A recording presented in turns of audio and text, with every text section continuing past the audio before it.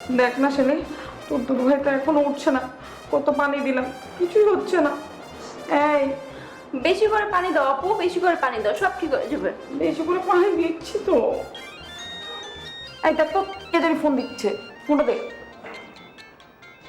বাড়িওয়ালা চাচা। বাড়িওয়ালা চাচা? জি সালাম আলাইকুম চাচা।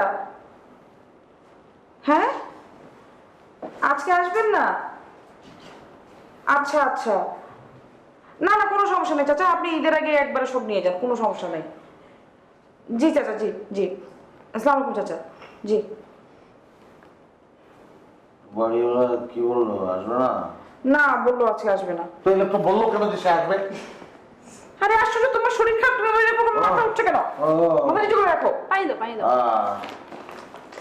এত করে বললাম যে একটু ডাক্তারটা দেখাও, এই রোগের চিকিৎসা করো, না তুমি বললে সব মিডল ক্লাস মানুষের নাকি এই একই রোগ থাকে এবং এই রোগের কোনো চিকিৎসা নেই, তো ভোগো এখন এই রোগ নিয়ে যন্ত্রণা, দুদিন পর পর খালি অজ্ঞান হয়ে যাবে আর টেনশন করবো আমি। এসে তো দুটোবার মাথায় পানি ঢালতো, আমি শরবত নিয়ে আসি। পানি ঢালার দরকার নেই, মাথাটা মুছে দাও। দুলা ভাই, হ্যাঁ ও দুলা ভাই, হ্যাঁ বলো। আমি কিন্তু আপনার রোগ ধরে ফেলছি। বাড়িওয়ালার কথা শুনেই আপনি অজ্ঞান হয়ে পড়েছেন। আইডিয়াটা ভালো, আমিও অ্যাপ্লাই করব। শোনো, ভুলেও তোমার আপাকে এই কথাটা বলতে যেও না, তাহলে আমি সত্যি সত্যি জ্ঞান হারাবো এবং সেই জ্ঞান কোনোদিনই ফিরবে না।